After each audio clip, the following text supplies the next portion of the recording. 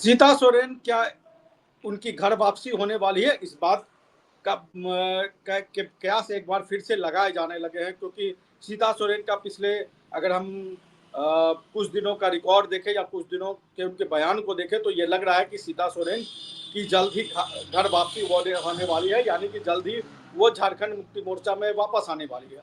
और इस बात इस खबर को या इस बात को बल उस समय और मिल गया जब बाहा पूजा के मौके पर मुख्यमंत्री हेमंत सोरेन और अपने पूरे परिवार के साथ अपने पैतृक गांव नेमरा गए, रामगढ़ के नेमरा गए।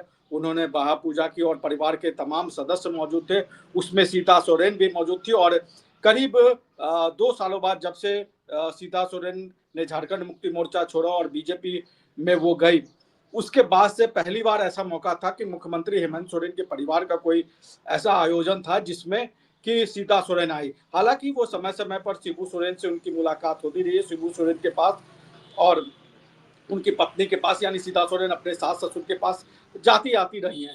लेकिन जो उनके पैतृक गांव है नेमरा, वहां मुख्यमंत्री हेमंत सोरेन भी हो और सीता सोरेन भी उस आयोजन में है, ये कम से कम 2 सालों के बाद इस तरह की बातें देखने को मिली। और जो सीता सोरेन को लेकर जो बातें कही जा रही हैं, जो कयास लगाए जा रहे हैं, उस बात को बल तब और मिल गया जब सीता सोरेन की चचेरी बहन रेखा सोरेन, जो जिला परिषद की सदस्य हैं, उनका एक बयान आया।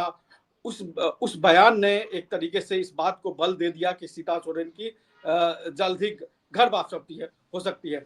सीता सोरेन जब 2024 में लोकसभा चुनाव से ठीक पहले उन्होंने जेएमएम का साथ छोड़ा था और बीजेपी में वो गई थी। बीजेपी ने उनको दुमका की सीट पर अपना लोकसभा का उम्मीदवार बनाया। उस चुनाव में उनकी हार हुई। विधानसभा चुनाव में बीजेपी ने जामतारा से उम्मीदवार बनाया, उसमें उनकी बुरी हार हुई। लेकिन पिछले दिनों जब वो धनबाद गई और धनबाद में उन्होंने हेमंत सोरेन की सरकार को लेकर, झारखंड मुक्ति मोर्चा को लेकर जो बयान दिए, वो बयान बताते हैं कि सीता सोरेन की नरमी अब हेमंत सोरेन के प्रति और झारखंड मुक्ति मोर्चा के प्रति अब वो नरमी दिख रही है। एक तरीके का है तो उन्होंने जो है झारखंड मुक्ति मोर्चा का दरवाजा खटखटाना शुरू कर दिया है। और इस बात को लेकर कयास भी लगाए जा रहे हैं समय समय पर कि सीता सोरेन की घर वापसी हो सकती है। और सीता सोरेन बीजेपी के विधानसभा चुनाव में हार के बाद देखो तो बीजेपी की किसी भी मीटिंग में सीता सोरेन की मौजूदगी नहीं हुई है। और जिस तरीके से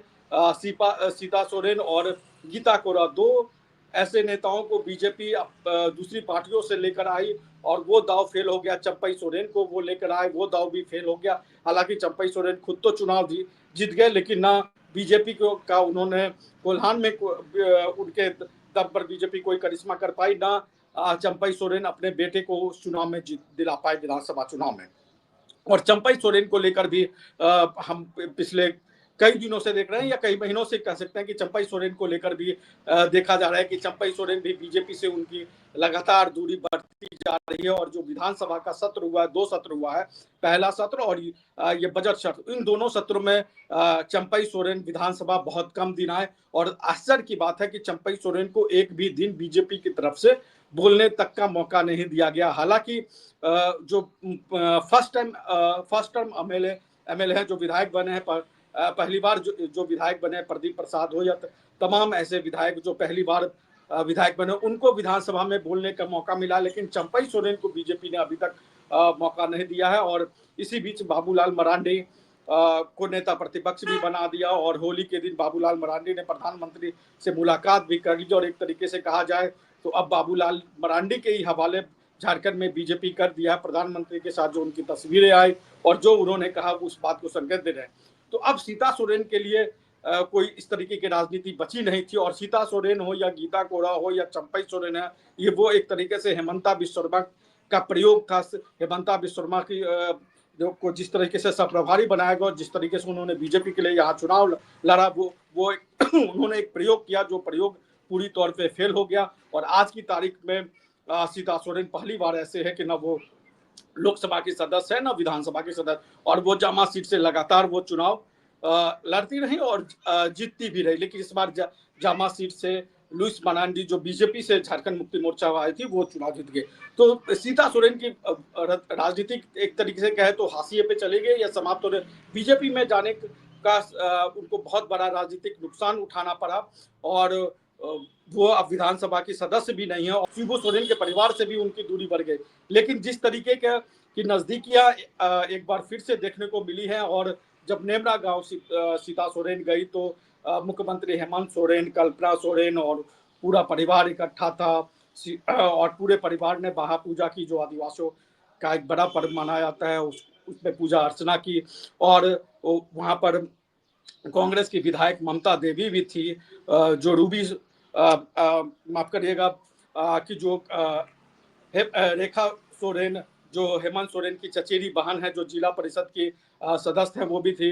रूबी सोरेन भी थी, तो हेमंत सोरेन की माँ है। और उनके साथ हेमंत सोरेन की माँ के साथ यानी सीता सोरेन ने अपनी सास के साथ भी तस्वीरें खिंचाई और वो एक तरीके से कहे तो मीडिया में एक बार फिर से आए। लेकिन जो रेखा सोरेन ने जो मीडिया से बात करते हुए कहा, उन्होंने कहा कि हाँ, सीता सोरेन की दूरी जरूर झारखंड मुक्ति मोर्चा से थी, वो दूरी अब खत्म हो गई है और जल्द ही उनकी घर वापसी हो सकती है। ऐसा एक संकेत जो हेमंत सोरेन की चचेरी बहन है रेखा सोरेन, जो जिला परिषद की सदस्य हैं, उन्होंने ये संकेत दे दिया कि सीता सोरेन की जल्द ही घर वापसी हो सकती है। तो इन तस्वीर के साथ, इन बयान के साथ और सीता सोरेन के बयानों में जिस तरह की नरमी आई है, वो नरमी बताती है कि सीता सोरेन पूरी तौर पे तैयार हैं कि वो झारखंड मुक्ति मोर्चा में आ जाए। बीजेपी से उनका पूरी तौर से मोह भंग हो चुका है, ये हमने देख लिया। और अब लगता है कि एक सही तारीख और सही वक्त का इंतजार है जब सीता सोरेन की घर वापसी हो जाएगी।